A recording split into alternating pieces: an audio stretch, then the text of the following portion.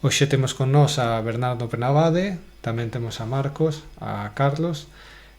Vamos falar un pouquiño de varios proxectos que teñen que ver ca lingua, co chegamento de xente que non ten o galego como nativo a este idioma e tamén a cultura. E para iso, Bernardo, xa che lanza a primeira pregunta, que é como xorde o teu interese pois no todo este mundo de ensinar a lingua galega, a chegala a toda a xente que ten interese por coñecer o noso idioma e a nosa cultura.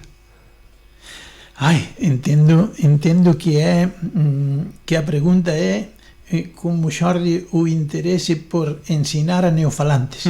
Exactamente. Vale, porque o interese por explicar, por ensinar a lingua galega é xa anterior, xa hai moitos anos diso. O caso dos neofalantes, pois tamén hai bastante tempo, porque realmente o meu interese polos neofalantes comezou en 1989. Eu fun como docente de ensino secundario para Viveiro. Realmente non pensei que a situación puidese ser tan adversa como xa era naquele momento, en 1989. Por tanto, a alternativa era ou innovar ou vegetar. Esa era a situación no ano 89. E como eu por carácter son optimista, sempre procuro unha solución, pois xa daquela no ano 89 pensei na intervención sociolingüística con persoas que xa estaban totalmente desgaleguizadas. E fíxeno coa guía didáctica dun sociolingüista vasco, José María Sánchez Carrión. Eu son un seguidor, chámase en vasco Chepech. A Chepech asistinlle a varias conferencias, a varios cursos, xa antes de eu ser docente. E parecíame que os seus traballos eran interesantes, mas eu vi os distantes, porque aqueles traballos estaban pensados para o vasco. Entón, como aquilo da avestruz de meter a cabeza debaixo da asa, pois eu pensaba que a nosa situación estaba moito mellor que esa situación que afrontaba el co euskera. Mas non me levou moito tempo en comprender a realidade, porque na primeira ou segunda semana que eu cheguei a Viveiro como profesor de ensino secundario, xa houve unha alumna que me abriu os ollos, porque así pouco cordialmente díxome que non ia estar moito tempo ali no instituto. Eu pregunteille por qué. Ela dixo que porque seu pai conseguiría botarme. E ben, entón xa vin que a situación fácil non era, sempre cando se vivise, sempre cando eu non fose ali como funcionario, que fose ensinar gramática e poñer unha proba como se fose un examen de latín, e marchase para a miña casa así tan pancho, non? Entón, pois iso, 1990 89 en Viveiro, practicada esa estrategia con neofalantes durante 15, 16 anos, e a partir dese momento readaptada para un contexto diferente, máis aplicada a partir de 2003 en Burela. Por tanto, nesta segunda fase, pois tamén xa son algo máis de 20 anos. Pero falas precisamente que o teu interese pola lingua xorde moito antes. Tes unha labor tamén de investigación, de escrita, pero supoño que todo isto tense que adaptar, tense que moldear tamén a este novo mundo dos neofalantes. Tense, non sei, se facer unha vía que se achegue ben a este contexto no que decides intervir. Sí, eu son un ensinante vocacional. Ensino desde os 15 anos, 15, 16, certamente non ensino lingua e literatura galegas desde os 15 ou 16, porque eu mesmo nunca tiven un ensino reglado de lingua e literatura galegas antes dos 20 anos. Entón, a miña primeira experiencia pedagóxica pois foi a gramática do castelán, por exemplo, pois a morfoloxía e a sintaxe, a gramática que podíamos ter os nenos galegos dos anos 80.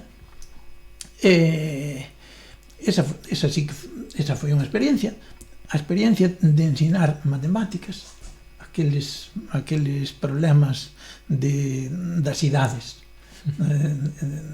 Un pai ten o dobre de idade que o seu fillo. Ben, pois, en fin, para min iso foi un pasatempo, máis un pasatempo útil, porque axudeille a compañeiros da miña aldea cos que descubrín a miña vocación para a pedagogía. Durante a carreira, pois tiven experiencia pedagóxica porque a partir de 1983 fixen cursos para persoas adultas, especialmente para compañeiros de universidade, na residencia universitaria Burgo das Nacións. Por tanto, xa cheguei ao ensino oficial con certa experiencia de ter feito explicacións sobre lingua, literatura e cultura galegas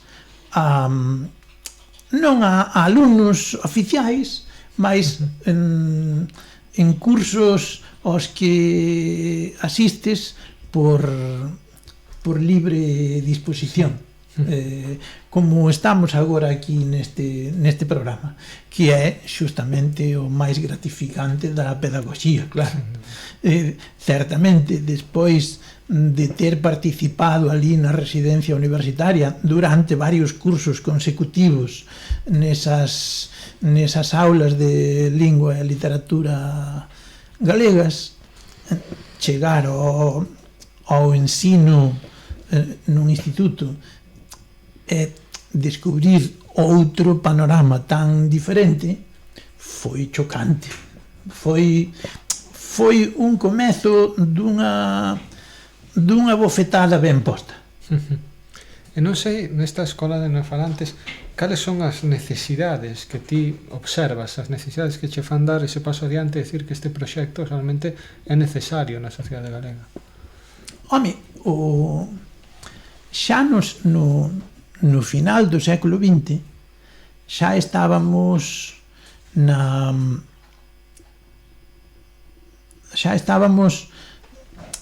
nunha circulación de persoas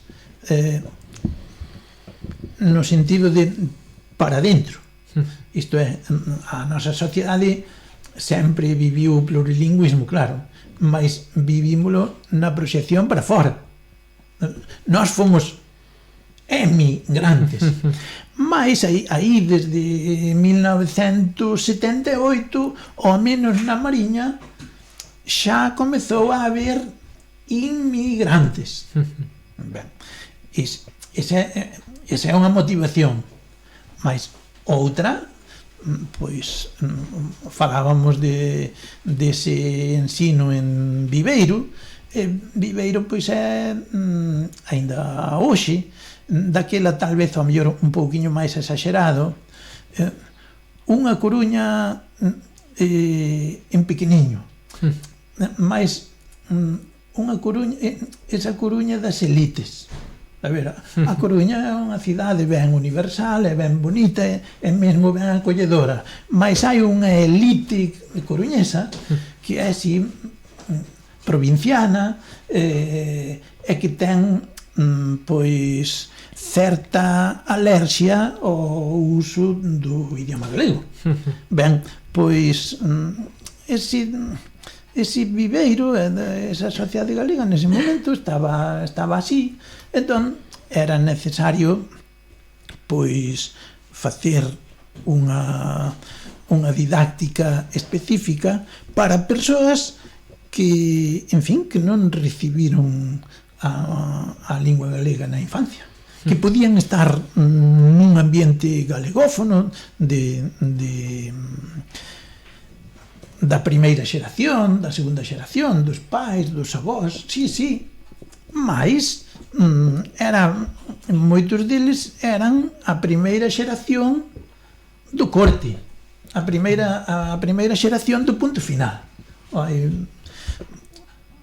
Houve moitísimas familias entre 1980 e o ano 2000, pois houve moitísimas familias que practicaron esa exclusión do punto final e, por tanto, os seus fillos e fillas tiñan ensino da lingua e literatura galegas que nós non tivemos, mas nós non tivemos e desexábamolo, e os nosos alumnos pois menos de 10 anos menores que nós tiñano e rexeitábano.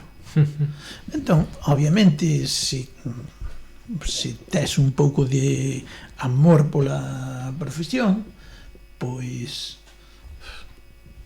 tes que pensar, tes que respirar fondo, tranquilizarte e pensar que estrategias aplicas para que non sexa un calvario para quen ensina e que tampouco sexa un calvario para quen aprende.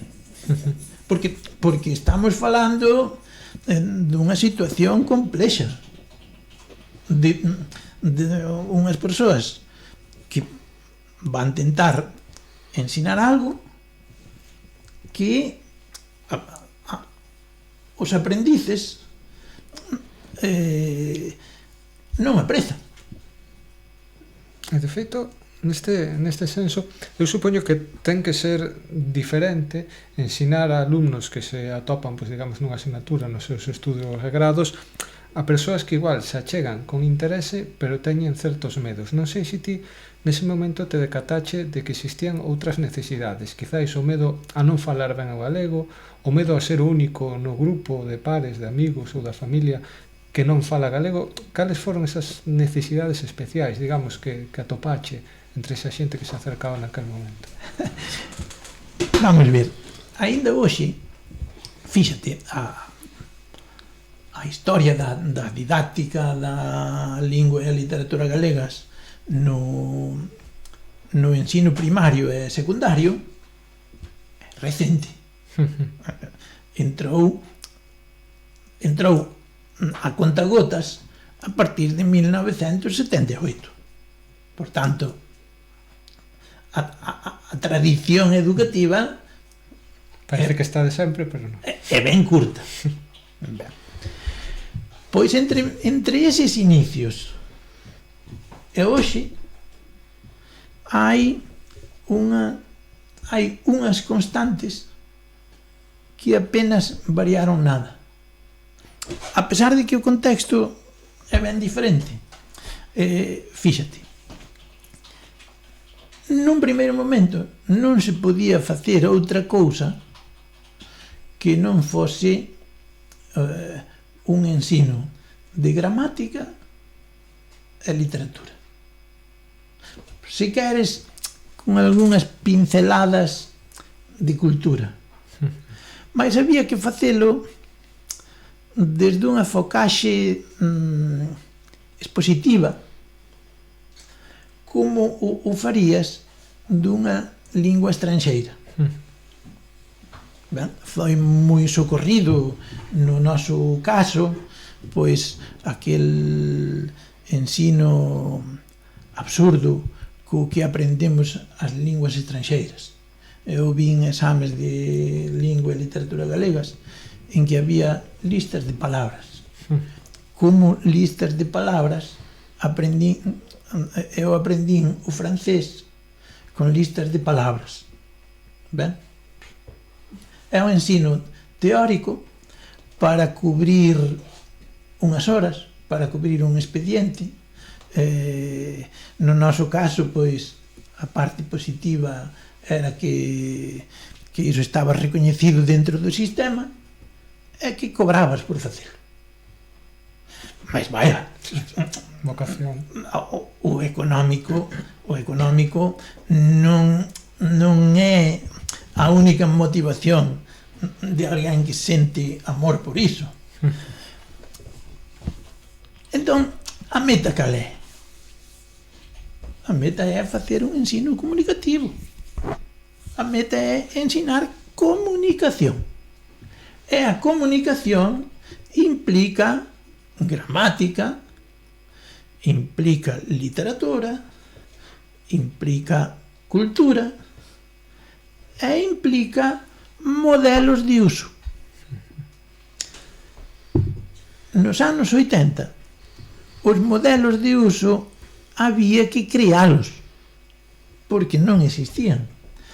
Noutras palabras, nos anos 80 dificilmente podías facer a aplicación dun modelo Burela. Por qué? Porque o modelo Burela é un ensino dentro e fora do recinto escolar, mas poñendo en comunicación a escola cos axentes sociais. Xa o di a palabra modelo, o ensino a través de modelos. Nos anos 80 eses modelos non existían. Entón, dificilmente se podía facer a pedagogía da comunicación. Podíase estimular a comunicación, mas había que crear os modelos. Non pasa iso en 2025.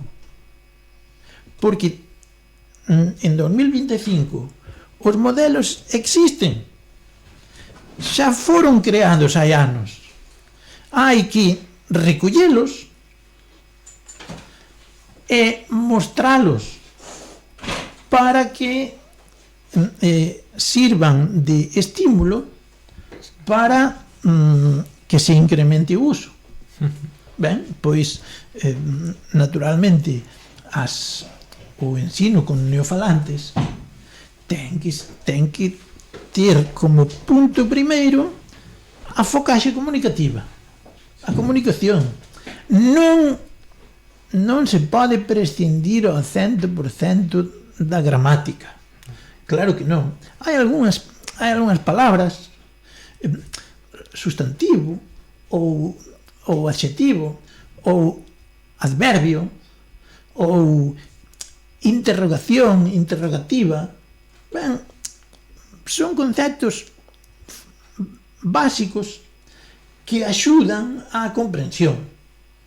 Mas que función ten esa metalinguaxe gramatical? non é un fin en si mesmo. Non é un fin en si mesmo, é un mecanismo que nos permite facer unha aprendizaxe máis sólida. Con todo, o obxectivo prioritario é a comunicación oral e escrita e a estabilidade lingüística, de maneira que unha persoa non faga como unha especie de guadiana que agora aparece dali a 2 minutos desaparece, co que son esta alternancia de códigos a que estamos tan acostumados. Fíxate, por exemplo, o que pasa nas alternancias de códigos das familias cando falan, por exemplo, cos fillos ou cos netos, e aínda hoxe en 2025 o caso é máis exagerado se en función do xénero. Isto é, tú pon a orella e escoita, por exemplo, un pai falando cun fillo e máis falando cunha filla, e verás que 2025 os usos lingüísticos do mesmo pai, no mesmo ano, na mesma casiña, varían en función de se fala coa nena ou se fala co rapaz. Lóxicamente, diante diso, pois, a escola, se é unha escola actual que ten en conta a sociedade a quen se dirixe, ten que tratalo. Ten que tratalo. Entón, unha escola de neofalantes. Home, se o século XXI é o século da circulación de persoas, da circulación masiva de persoas en todas as direccións, pois a escola ten que tratar ese movimento de persoas. Ten que adaptarse ás circunstancias. E sen dúbida, para iso, vamos ver tamén a outra cara da moeda, para iso temos aquí a Carlos e a Marco, para saber como foi realmente o vosso achegamento á lingua, á cultura galega, de onde partíades e como vos facilitou este modelo do que estábamos a falar o aprender ou achegarse de novo a esta lingua. Son casos diferentes, Sí, son casos diferentes. Un tena desde o berce e outra desde o berce non tanto, que xa era grandiño cando fixo unha aprendizaxe así regrada. Pois non sei cal dos dous quere comezar a contarnos as Comeza aí, Carlos. Pois adiante. Eu tuve relación con galego a partir dos 67 anos. Anteriormente viña moito a Galiza, porque a miña nai era oriunda de Galiza, pero viña de vacacións. Nunca me preocupei por o idioma. Preocupeime por o idioma moi lixeramente cando chegou a democracia. Anterior a democracia non había ninguna preocupación na capital por los idiomas de la terra. Cando chegou a democracia se abriron expectativas, entón na illa entendí que había varios idiomas na terra e que o minhas raíces estaban na Galiza. Pero bueno, eu interesarme por galego foi aos 66 anos, cando me xubilei, vine a vivir a Galiza, a aldea onde era a oriunda da miña nai. Ali merquei a casa e ali me instalei. Ali coñecí a xente, a xente a conocía porque venía de vacacións, pero coñecí gente fora de lo que era o barrio da miña aldea. Me provocaron el aprender o idioma, porque eu quería integrarme totalmente, non só en la vida cotidiana de la aldea, sino tamén na cultura e sobre todo no idioma, entendes? Entonces eu meu papel agora mesmo con respecto ao idioma, digamos que eu sou un provocador. Eu provoco a xente con o idioma. A mí a xente da miña aldea que me fala en castelán, eu les regaño. E a xente que ven de fora que non sabe galego e que fala en castelán, anímolos a que aprendan o idioma. E ese foi o meu achegamento ao idioma. Ainda cometo moitos erros. Eu non domino o idioma. Escribo en galego, leo en galego, intento falar sempre que podo en galego, pero eu teño muchos erros, non? Con a axuda de Bernardo, de Lionel Reyes, de outra xente, Xulio, Bastián, Margarita, pois me animaron a hablar galego, aunque o fale mal. Pouco a pouco ir corrigindo. E así o estoy facendo.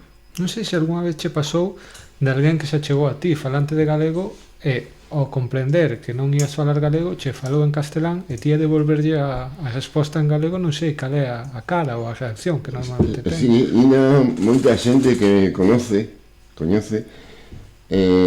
cando comeza a falar comigo, me fala en castelán. Eu le respondo sempre que podo en galego. E se vou á tenda, pido as mercaderías en galego.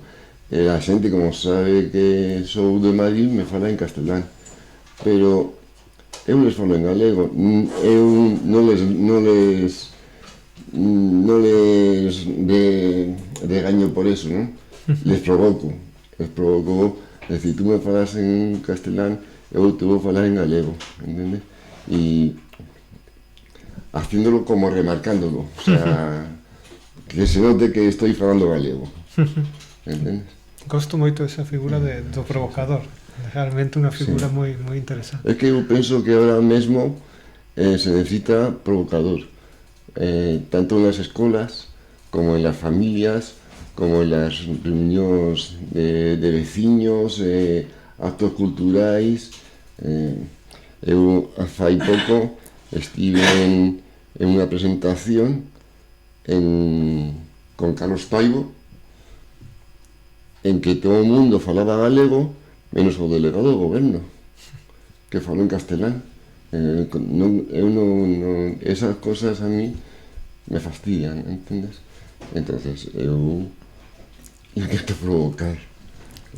Mais é unha provocación poética. A ver, porque aquí o Carlos é home modesto e debe saber que desde hai, pois, ao mellor 2 anos ou así, é mesmo poeta en lingua galega. E non nos decía nada. Bueno, non, tanto como poeta non. He escrito un par de cosiñas, pero non me considero poeta. Son entón textos traducidos? Son autotraduccións túas? Como é iso? Sí, moitos son traducións que eu fago, adaptacións para el caso. Traduzo moito a Dr. Guapa Yupanqui, que é un poeta que me gusta moito. E despois, bueno, fago cosas miñas porque me salen, pero vamos, creo que teño 3 poemas, non nada máis.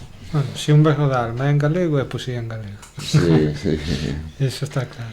Sí. E no caso de Marco, non sei, unha persoa xoven tamén, non sei como foi a túa experiencia, como era tamén os teus pares, amigos, como foi ese? Ben, eu no meu caso, eu veño de país portugueses. Eu sou fillo de inmigrantes portugueses. E a verdade é que, a pesar diso, eu xa tiven o contacto co galego, como ben dixo Bernardo, dende que nacín, porque eu xa nacín aquí na Galiza. O que pasa é que, claro, eu cando era máis pequeno, cando comecei na gardería e despois en preescolar e no ensino primario, atopábame cunha situación bastante curiosa. É dicir, había xente que se dirixía a min en castelán. Entón, claro, eu daquela tiña moita inestabilidade lingüística. É dicir, eu o galego só usaba na casa, no ámbito da escola cos meus compañeiros, pero a mí se alguén me falaba en castelán, pois eu respondía en castelán. É dicir, tiña un pouco esa problemática, non? Incluso dentro da 11, cando ia facer os cursos que se facían uns trimestrais, cando eu estaba en primaria, pois tamén había un ambiente moi diglósico, non? É dicir, todo o mundo falaba en castelán, era raro escoitar falar o galego dentro dese ámbito, non? Entón, claro, si é certo que evidentemente sei que tuve en contacto co galego dende o meu nacemento, pero tamén me atopei en situacións de sufrir moita inestabilidade lingüística. Entón, claro, eu daquela, cando era máis pequena, me ia para eses círculos, non, dos que falaba, como por exemplo os cursos da 11, que todo o mundo falaba en castelán, pois eu tamén falaba en castelán, cando todo o mundo tranquilamente podía falar galego e entenderse en galego, porque éramos todos daqui, salvo algunhas excepcións que poderían vir a mellor de Ponferrada ou de Asturias, ou etcétera.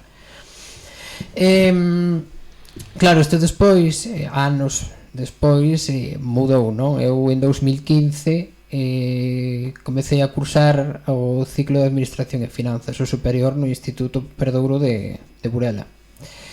É a verdade que xa coñecía a Bernardo de antes, mas cando entrei ali eu sabía que facían un programa de radio, non? Eu evidentemente tamén quería facer eu desde pequeno sempre tive moito vínculo coa radio, sempre. De feito era o meu medio preferido, non? Mais que a televisión por razóns bastante obvias, non? É dicir, tiña unha discapacidade visual e para min a televisión pois era algo que sí, que evidentemente pois estaba, pero a radio era o que realmente me enchía, non? Porque era todo contado con total detalle, entón, pois claro, evidentemente non é como na televisión que si evidentemente hai conversas, hai narracións de varios tipos, pero non entra tanto, se cadra nunha descripción tan detallada como pode ser a radio, porque a radio non se ve, só se escoita. Bueno, agora actualmente non tanto, porque está un pouco máis de moda o tema este de facer unha especie de, non sei se se pode dicir así, radio televisada, non? Porque moitos programas coñecidos pois suben os programas tanto a mellor a plataformas de podcast como tamén a YouTube. Entón como que xa hai un pouco esa mestura, non, entre o sexa, mesturar o audiovisual basicamente, decir, o que ven sendo a fala e máis a imaxe.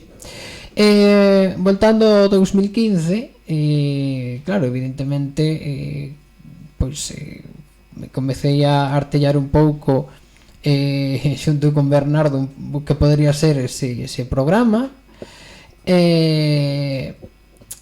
foi dai que naceu o Grandes Voces do noso mundo, que seguramente que a mellor algún coñece. Nada, depois a partir de aí, pois, aparte diso, entre outras cuestións, grazas tamén a Bernardo, pois poden entender tamén un pouco o que era a estabilidade lingüística, non? Que era como algo que tiña que corrixir, e a partir de aí, pois a base diso, entre programa e outras actividades varias, pois poden incluso conversas, non facía falta tanto participar en actividades, senón simplemente ter conversas que che digan, oye, pois mira, estabilidade lingüística é isto, non? É dicir, que ti sempre teñas como idioma principal a túa lingua, non? Independentemente de que a persoa pois che fale en castelán ou en galego, non? Eu entendo así, sobre todo, con xente que obviamente pois é daqui da terra, non? É dicir, ti é unha persoa que ves que ten un acento ou un sotaque marcado en galego, pois eu xa directamente collo e respondi en galego, aínda que me fale en castelán. É dicir, non teño xa ese problema que tiña antes, non? Foi unha das cousas que realmente aprendín grazas a todo isto, non? E non sei, despois, bueno, non sei se... Sí, ia preguntar a Bernardo Sí. sobre o programa de radio, pero como estou vendo que o compañeiro ten experiencia, ve que lle gusta isto, vouche preguntar a ti xa directamente Sí. como é esa experiencia no programa de radio. Pois a experiencia, a verdade, que é gratificante, non? Para min, eu que son, bueno, xa son licenciado en xornalismo pola Universidade de Santiago de Compostela, e o meu maior motivo polo cal fixen a carreira foi polo tema de dedicarme á radio, non? A radio, como xa dixen antes, hai uns minutiños, eu sempre foi o meu medio, o que estuve un vínculo máis forte. E sempre soñaba pois con locutar un programa de radio, sempre gustábame falar, non? Contarlle cousas á xente ou falar de música, sobre todo iso, falar de música, non? Porque a miña música tamén me gusta. Entón, claro, despois cando, bueno, antes que falei do 2015, non? Desa época, eu no 2016, o 22 de xaneiro, fixen o primeiro programa do Grandes Voces do Noso Mundo. Si que é certo que eu anteriormente tiña feito outros, pero bueno, xa era de outra maneira, non? Este xa era diferente. E aparte, ese vínculo, non, que teño con Portugal, pois fíxome tamén ver un pouco de que podería tratar ese, ou sexa, o Grandes Voces do Noso Mundo, non? Tratar a música galega, e non só iso, non? Senón tamén chegar a eses países onde chegou o noso idioma, non? Que é un pouco o noso lema, non? Poñer músicas de Portugal, de Mozambique, de Cabo Verde, etcétera, etcétera, etcétera. Entón, xa che digo, xa foi para mí unha experiencia, e está sendo unha experiencia pois moi boa, non? E aparte que sempre se aprende moito, e a verdade é que con ese proxecto pois estou moi contento, sinto unha persoa realizada, non? É certo que traballamos con os medios pois bastante limitados, pero sempre é bon e é gratificante para min pois poder facer algo que pode quedar aí pois para sempre, non? Para que outras persoas nun futuro pois podan ver que se poden facer programas tamén dese estilo, non? Que non se ve moitos por aí fora. Antes de continuar con a entrevista, onde vos poden atopar? Vamos meter a cuña publicitaria que non se nos escape ninguén sen atender ese programa de radio. Ben, pois nós, ou sexa, o Grandes Voces do Noso Mundo está en todas as plataformas de podcast, en ebooks, evidentemente é a que máis se usa, que teño que mencionarle. Tamén estamos en Apple Podcast, Spotify, ou sea, podedos atopar como Grandes Voces do Noso Mundo, Voces con Z e Noso con 2 S. Pois xa sabedes todos. E despois tamén temos unha páxina web, www.grandesvoces.com, se non estou mal. Pois aí quedou a cuña. Precisamente Mais tamén se pode sí. se pode ouvir polo sistema tradicional. Exactamente, tamén estamos no radio. Non nos esquezas aos que temos máis idade, que Carlos e máis eu tamén existimos. Correcto, sí. Pois entón conta iso da radio convencional. Pois mira, tamén estamos presentes en Cuac FM, en Radio Filispín, en a Piratona. Tamén estamos en Radio Fusión, na Radio Universitaria do Miño en Portugal, creo que non me dixo ningún, porque son varias. Xente de Teo en Compostela, que non lles parece mal aínda que non se quede. Certo. E precisamente falábamos disto, de tamén iniciativas que se xan un pouco da pedagogía, digamos, máis institucional ou máis habitual dentro das institucións. Isto axuda tamén a que a xente se achegue con máis interés, con máis amor, podemos decir directamente. Gosta moito escoitar cando alguén che di que se sinta realizado nunha destas actividades. Falábamos antes do ensino con focaxe comunicativa. Ben, obviamente a radio, o xornalismo escrito son comunicación. O que falábamos antes de crear situacións de comunicación.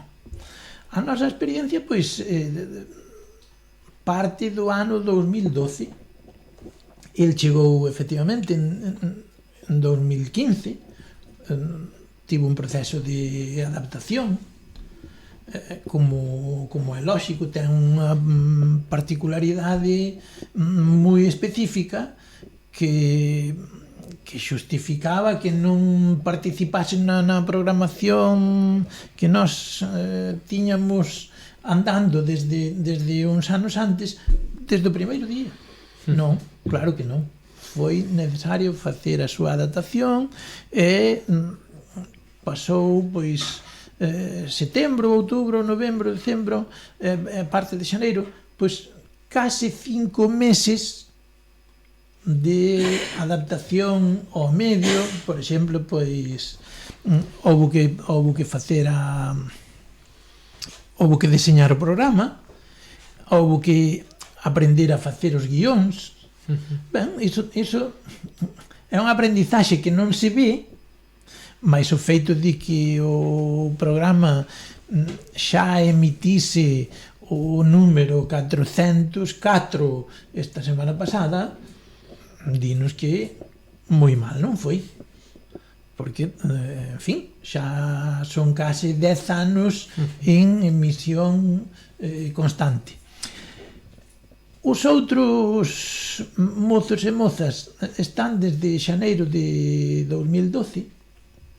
Eu, sinceramente, creo que lles valeu de moito. Vaya, non son eu aí quen máis pode opinar, ao mellor pode opinar máis Marco porque o vedes do lado dos alumnos, mas ben, esas 14 promocións que saíron até o momento creo que demostran que esa focaxe comunicativa funciona e que non só é gratificante para quen ensina, senón tamén para quen aprende. De feito, Marco Pereira Oliveira, a comunidade radiofónica vai moito máis alá do paso de un curso ou dous polo instituto. Nesa comunidade entrase, mas poucos son os casos que saen.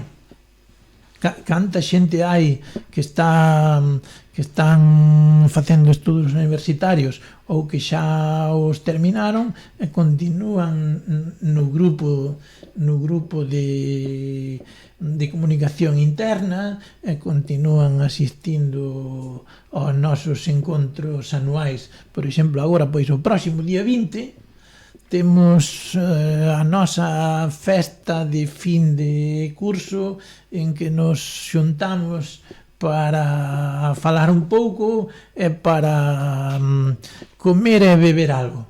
E van asistir única e exclusivamente aqueles que están facendo o programa agora? Non, van asistir eses e van asistir outros que pasaron antes de promocións anteriores que continúan sentíndose como na casa. E reconforta, por exemplo, que entre esa xente teñamos novos casos de vínculos coa pedagogía. Isto é, comprácenos que existan docentes e futuros docentes que xa pasaron por esa experiencia sendo alumnos de primeiro, segundo, terceiro de ESO, cuarto, con entre 12 e 16 anos, vaya. Digamos que para todos aqueles que din que o galego non serve para nada, aquí temos un claro exemplo de que serve para vivir, para facer comunidade e mesmo para atopar unha vocación, unha profesión. Digamos que fai vida tamén o galego. Aí tes o caso do Marco Pereira é paradigmático. Está falando el, mas podía ter falado calquera dos 80 ou 100 alumnos e alumnas que pasaron pola experiencia. Non me resisto tampouco, atendendo os apelidos de Marco, de facerche esta pregunta. Estamos falando tamén dos neofalantes, de xente que se está chegando ao galego, e moitos son os lingüistas que din que aí está parte do futuro do galego. pero temos tamén outra parte nesa vía integracionista, nese achegamento a Portugal, a outras comunidades que comparten esa comunicación. Algo tan sinxelo moitas veces parece que o pasamos por alto. Déixame que che diga que ou o século XXI é neofalante ou non é. A ver, Sí. se non hai punto final, e desde logo, para chegar ao punto final, ainda vai haber que bregar, porque, en fin, non somos mancos, entón, ben, eu penso que o punto final aínda, eu de feito non penso no punto final. Ben, entón, ben, superado iso, pois ten que ser neofalante, porque chegamos a unha transmisión interxeneracional moi baixa. Non creo que hoxe a transmisión interxeracional se sitúe alá moito por cima do 10%. Un de cada 10. Iso é pouquiño. Tocamos fondo. Por tanto, para ter continuidade, obviamente hai que facer recuperación. Ben, mais falabas doutra cuestión importante, que é a dimensión internacional. A ver, que culpa temos nós de termos un idioma internacional? Que culpa temos nós de que a nosa tradición sexa a que é? É que acaso logo temos que pedir desculpas porque o noso idioma teña 1200 anos e se fale en varios continentes? Non temos que pedir desculpas por iso. Entón, claro está, se non aproveitamos esa dimensión internacional, é que somos parvos de remate. Se a escola non atende esa cuestión, mal pola escola, e mal polas persoas que pasan por esa escola. Quer dizer, o noso caso non é o caso vasco ou o caso catalán. A nosa é unha lingua minorizada aquí, onde naceu. Mas noutros lugares do mundo é unha lingua normal, nin privilexiada nin minorizada. Non, é unha lingua normal. E noutros sitios, pois, é unha lingua que está poñendo en perigo outras. Ten estatutos diferentes segundo o lugar do mundo en que sexa usada. Mas onde naceu ese idioma? Naceu aquí. Entón, se naceu aquí, cal é a vantaxe de renunciar á tradición? Non significa iso que a miña posición persoal exclúa os que pensan diferente. Iso sí que non. Nunca eu vou tirar unha pedra contra a Academia Galega. Non. Porque eu respeto outras posicións. E eu sei que hai persoas que consideran legitimamente que o noso idioma é de 4 provincias. E eu respeto iso. E eu non teño ningún problema por escribir como esas persoas escriben. Mas, evidentemente, eu reclamo o dereito a vivir a miña lingua como internacional e aproveitar esa dimensión internacional. De feito, falabas antes de que se ensina o galego con esas listaxes de palabras, con esa metodoloxía, digamos, un pouco arcaica, vamos decir así. porque que se temos outra perspectiva, tal e como ti falabas, na que atendemos a historia, atendemos o contexto, atendemos a como evoluiu, sería moi difícil manter esa separación tan absoluta entre galego e portugués. Claro, fíxate, a historia da pedagogía da lingua galega é un pouco frustrante. E digo que é un pouco frustrante porque co paso do tempo foi un pouquiño a pior. Calquera persoa que nos estea escoitando pois dirá, claro, como este é vello, pois está enfocando desde unha perspectiva pesimista, é o fin do mundo, eles xa non, este xa está xubilado, non vai a cousa por aí, non vai a cousa por aí. A didáctica da lingua galega seguiu moito os pasos da mala didáctica da lingua castelá. A lingua castelá en Galiza foi ensinada pois moito desde unha perspectiva gramaticalista. Ortografía, un peso exagerado da ortografía,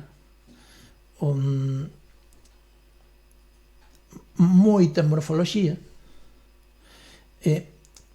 moita sintaxe teórica. Isto é, un ensino teórico para memorizar e para facer unhas prácticas que podan ter o alumnado máis ou menos entretido, máis ou menos controlado dentro da sala de clase. Entón, ben, pois o ensino da lingua galega tamén enveredou por aí. Un pouquiño como lingua estranxeira no mal sentido.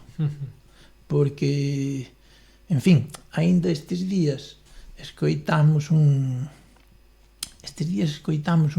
vídeo dun político que falaba unha lingua estranxeira.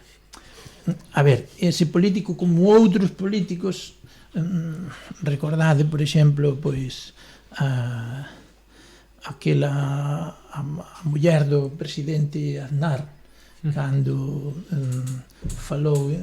falaba en inglés nunha terraza en Madrid e tal, pois, en fin, enveredamos un pouco por ese tipo de ensino. O pobre home este, pois, foi ao país estranxeiro e quixo ter a xentileza de falar no idioma deles, cousa que non entenden pa aquí. O que pasa é que, como aqueles son estranxeiros, daquela sí.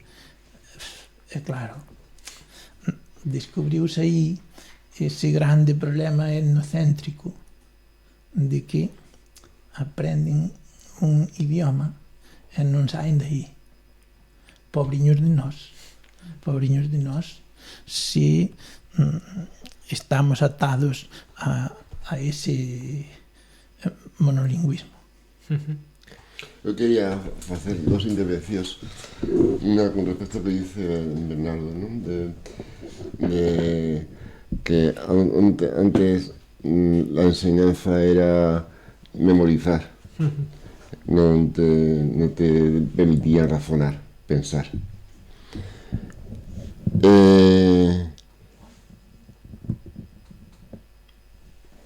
Eu sento no falante para a integración miña na Galiza, no idioma. Eu non pretendo memorizar o galego, durante dixo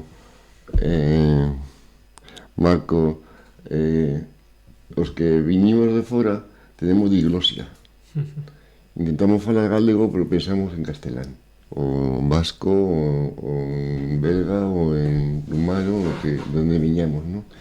É un problema que non se é moi difícil deixarlo, entende?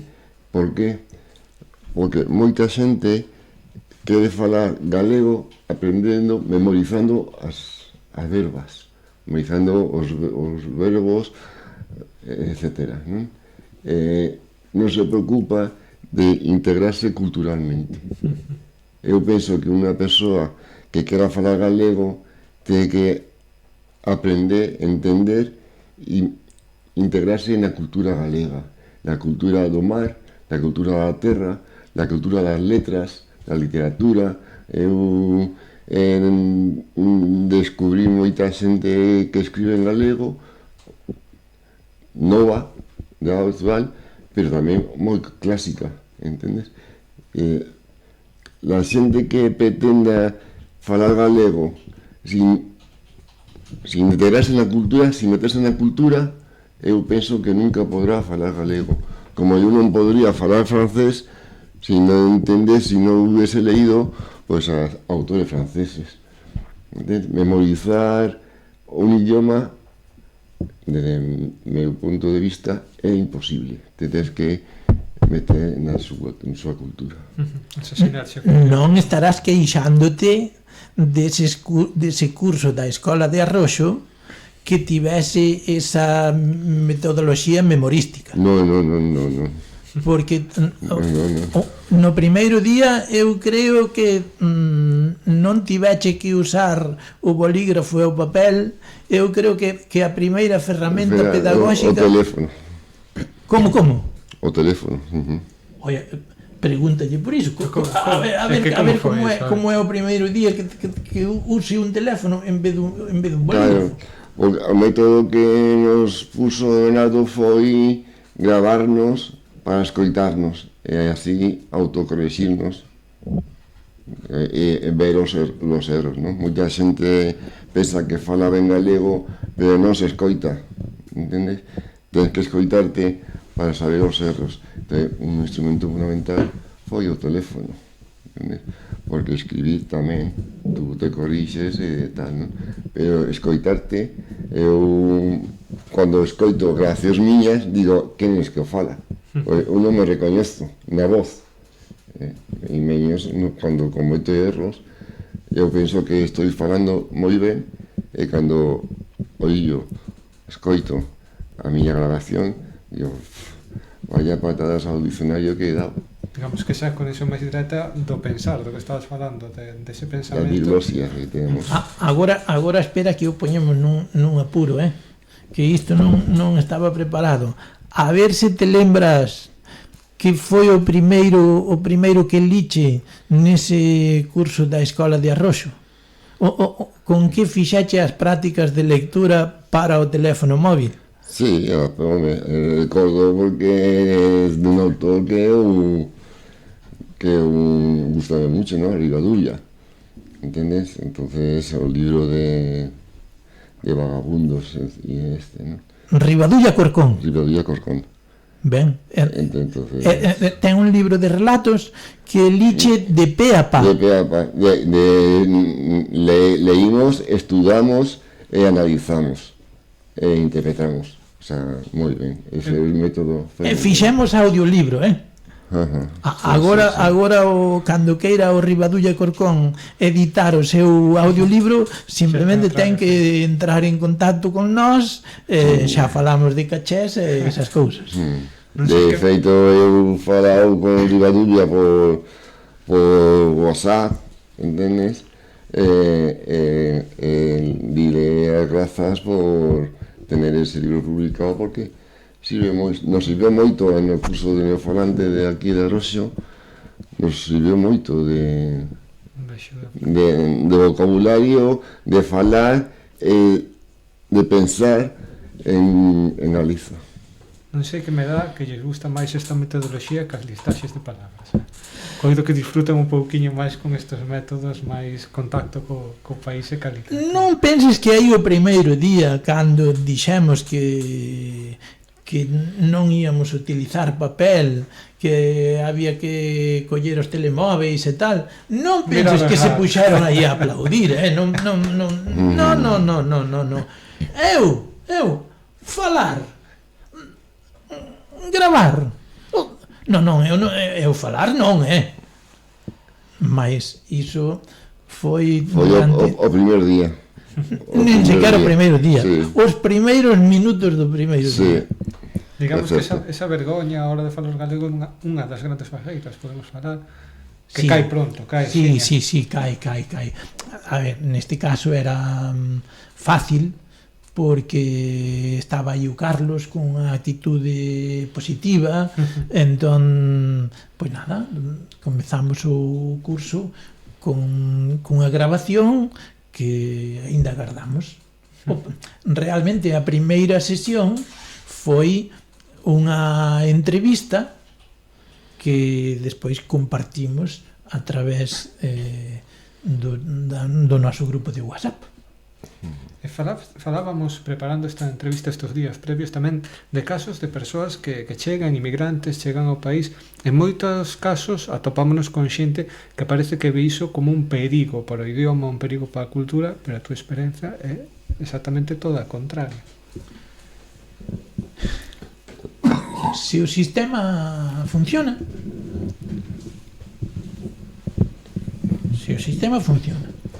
se ofrecen as oportunidades, unha persoa que chegue de fora adquire as destrezas mínimas para ter unha fluidez comunicativa mínima sobre a que asentar a súa inclusión social en 3 meses. É así. Obviamente ten que haber ferramentas didácticas, claro, ten que haber boa disposición polas dúas partes. Realmente a inclusión social é o resultado dun dobre esforzo. É o resultado do esforzo de quen acolle e o resultado do esforzo das persoas recén chegadas. Pero digamos que se existen esas ferramentas... Mais, se existen as ferramentas, se existe a disposición para organizar os cursos, cousa que polo momento a administración non pensou niso. Nin a administración nin os colectivos sociais. Falo, por exemplo, pois de entidades tan importantes como a Cruz Vermella. A Cruz Vermella ofrece cursos para estranxeiros. Claro que sí. Mais eses cursos son iguais que aqueles cursos que se ofrecen en Elegido. Claro, a nosa realidade non é a mesma realidade de Almería. Entón, se existe boa disposición, se existe oferta, está claro que en 3 meses hai unha intercomprensión suficiente sobre a que asentar ese diálogo entre culturas. Realmente, un exemplo que tiñamos cos compañeros de aquí tamén se fala que vían as crianzas que tiñan interese, disfrutaban da súa vida en galego e desenvolvíanse sen problema algún tamén neste... O aquí tamén se fala é a constatación, o aquí tamén se fala na Coruña, é a constatación de que isto que estou comentando eu é universal, aplíquese nun sitio ou noutro. Tal como nos falaba Carlos, realmente cando as persoas chegan de fora e ven que existe unha cultura, unha comunidade cunha lingua propia, digamos que tamén xorde ese interese por coñecer, por vivir, por ter esa experiencia, non sentirse fora, digamos, dese contexto. Claro, que en verdade fala de la inclusión lingüística, ¿no? Eu penso que hai 2 factores. A inclusión para a xente que nos acolle, o sea, los que vimos de fora nos acolle Galiza, entonces aí ellos fan un papel de inclusión, pero los que venimos de fora temos que facer un papel de integración, entende? Non hai inclusión, sino hai integración por outra parte.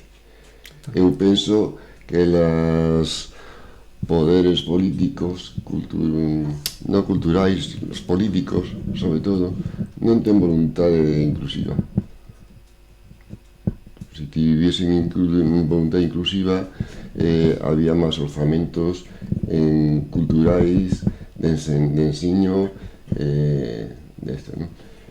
O único xornal que se publica en galego, nós, é o único xornal que non recibe subvención pública. Eso non é de recibo. Por desgraza, resulta complicado querer que a xente se sinta cómoda nunha lingua, nunha cultura que, por desgraza, as institucións en moitas ocasións parece que queren matar ou como mínimo deixar máis. E agora voume quitar uns poucos anos de arriba e lle vou preguntar a Marco aquí directamente. Falabas antes da música, da cultura. Ti como pensas que a xuventude hoxe en día volve a vivir esa música en galego? Digamos que ten boa saúde. Como estás ti a topar todo isto? Eu, a verdade é que teño a sensación de que a xente nova está tendo cada vez máis interés pola música en galego, non? Dai un pouco ese boom que se viviu dende uns anos ata aquí, co fenómeno das taixugueiras, porque foi así, non? Un deles, non? Entre moitos. E a partir de aí, pois, como que elas conseguiron, entre outros, non? Conectar un pouco con ese público máis juvenil, non? E dai un pouco ora ese fortalecemento, non? Que eu detecto da xente, do consumo da música en galego que está tendo a xente nova, non? De feito, cada vez se ven máis grupos que se animen a facer diversos tipos de música, é dicir, pasando polo pop, pola música un pouco máis electrónica, polo heavy, entre outros moitos estilos musicais, non? Adaptando, evidentemente, un pouco a nós, non? O uso da nosa lingua. Entón, eu creo que por aí pode haber futuro, non? Pode haber esperanza, por dicirlo de alguma maneira, para que os máis pequenos, e non tan pequenos, pois volten ou seja, conecten coa nosa lingua, non? É un pouco o programa tamén ten un pouco esa función, non? De mostrarlle ao público, non? E, pois que en galego faise moita música e moi boa tamén, evidentemente. Xa para ir calando esta recta final da entrevista, eu sempre pregunto, pero parece que hoxe xa temos a resposta aquí ao noso carón, pero deu resultado toda esta metodoloxía? Ti como sintes todo este esforzo, todos estes anos, realmente pagaron a pena? Pagaron a pena, sí. O que pasa é que estás falando de avaliación, de resultados. Realmente o mellor sistema que tivemos para facer un diagnóstico, para observar como son os resultados da pedagogía, se estamos chegando ou non estamos chegando. O mellor que temos feito polo momento é o proxecto Palabra e Memoria.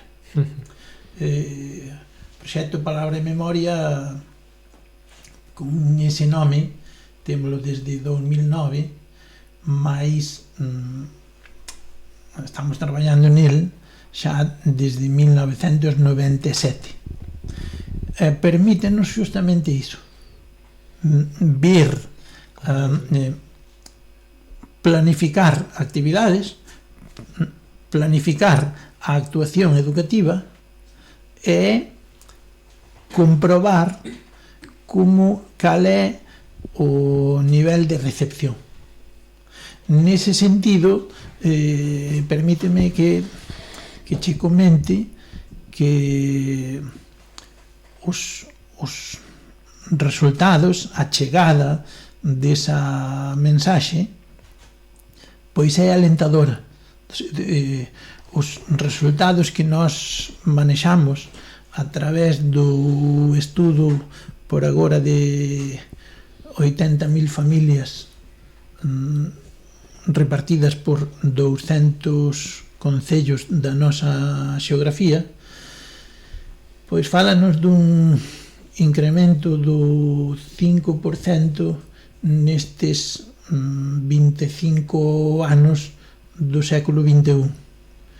E ben, podería ser que prácticamente neste 2025 se conseguise máis ou menos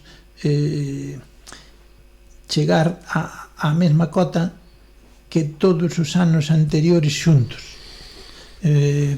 Tivemos hoxe estes problemas de conexión que nos impediron que entrase en directo Joani Xartín de Meira, que nos pode explicar, que nos podería explicar perfectamente isto do que estamos falando. Hai en Meira, pois, temos esta escola de intervención social desde 2023 e os usos estaban, os usos escritos estaban por volta do 4%. Agora mesmo faltan uns cuantos días para cumprir o ano. Creo que daremos a coñecer eses resultados ou no final de xullo ou en agosto, e está a porcentaxe rondando o 40%. Estamos falando dun incremento importante que se complementa noutros lugares, como esa foi, por exemplo, a tendencia en Burela, onde temos estudos entre 1997 e agora mesmo. Mas tamén temos indicadores noutros parecidos noutras localidades en que se está aplicando o programa, por exemplo, pois en Ribadumia, en Meis, en Meaño, en Chantada, que nos indica que poñendo en práctica iniciativas de educación social, a xente responde. A xente responde aí con aplausos, entusiasmada. Non, este non é un proceso da noite para a mañá, como tampouco foi a sustitución. Levamos moitos anos de imposicións e iso pesa. Como decías, partimos de non rendernos a quizás reverter e comenzar a avanzar, xa ir. Exacto. A ver, nós temos que pensar, por exemplo, insisto nisto de palabra e memoria. O último escrito que coñecemos por agora era de 1518.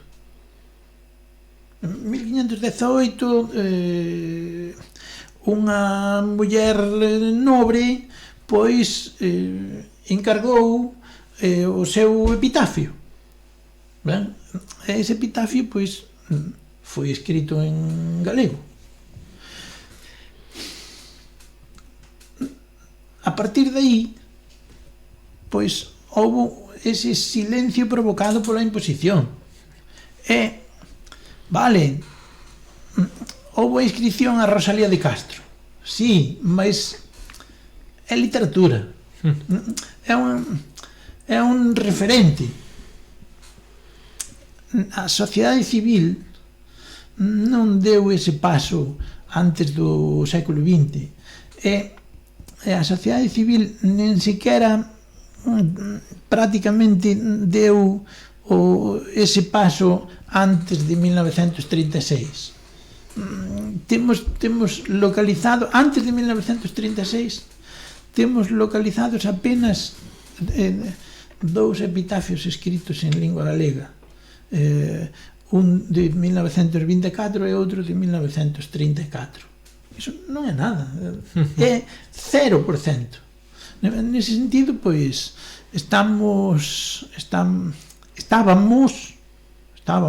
felizmente pasado, un pouco antes de 2020, como están, por exemplo, pois en Cabo Verde.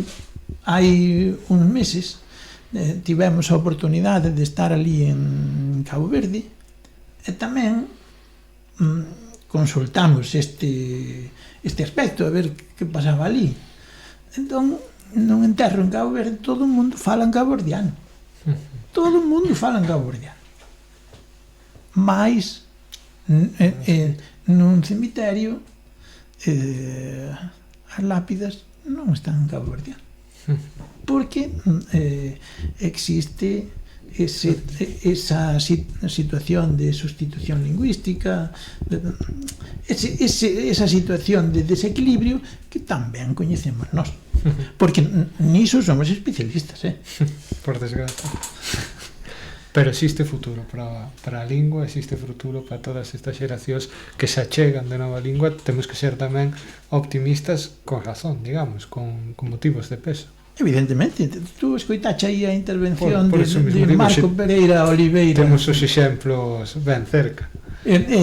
Tiñamos aí por conexión moitas persoas que nos mostran que habendo escola hai alumnado que responde.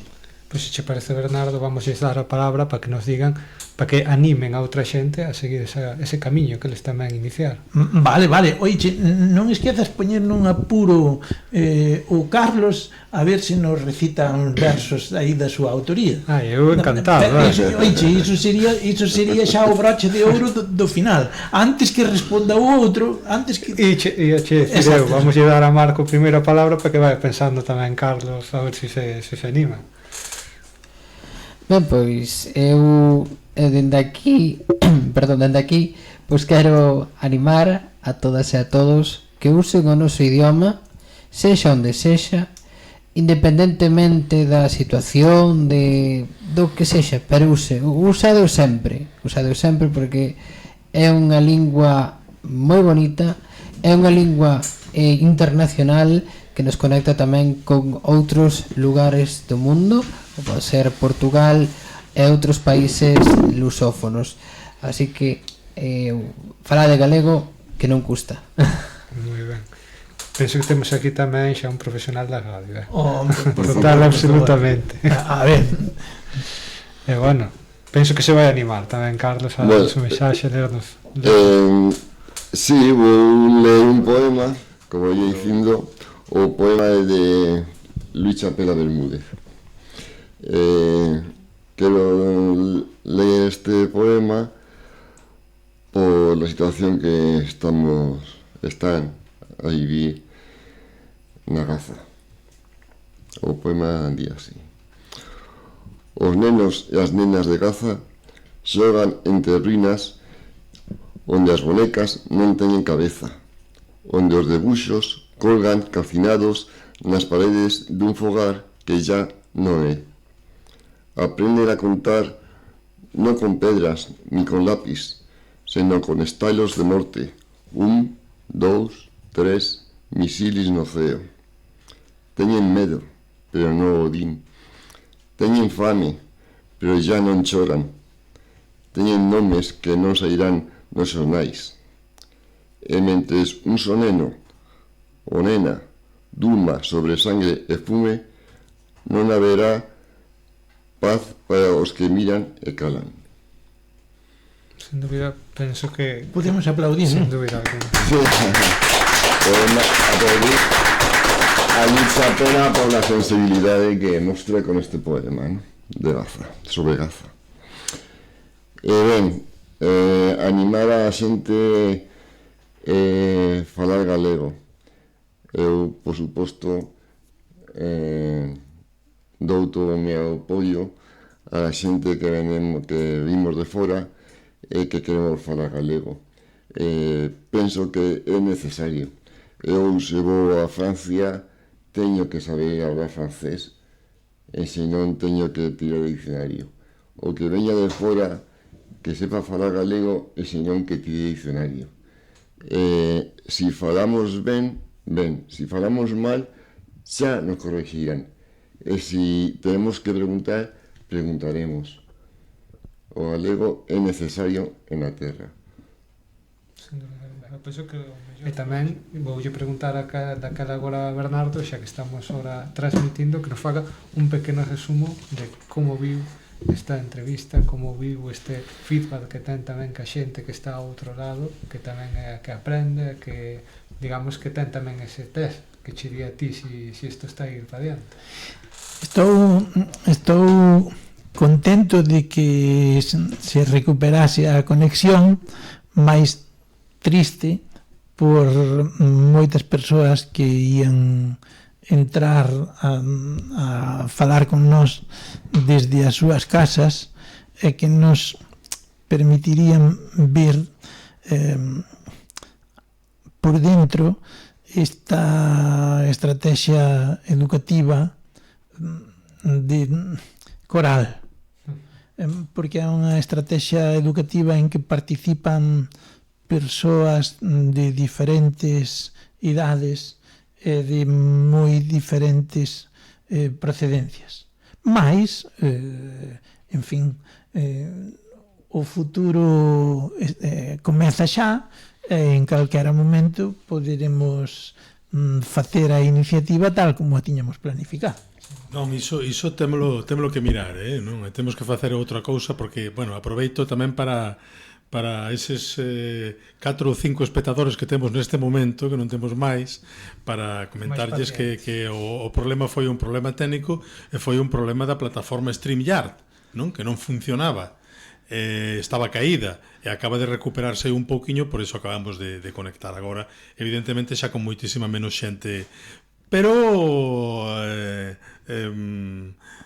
vingarémonos de StreamYard, non temos faremos outra cousa noutro momento, xa falaremos para que toda esta xente que desta vez non participou que poida participar, aínda que sexa en liña, aínda que sexa en liña, algo faremos, Bernardo, Arcadio e Carlos. Se pensaban que se libraban do interrogatorio, que saiban que están aínda no punto de mira.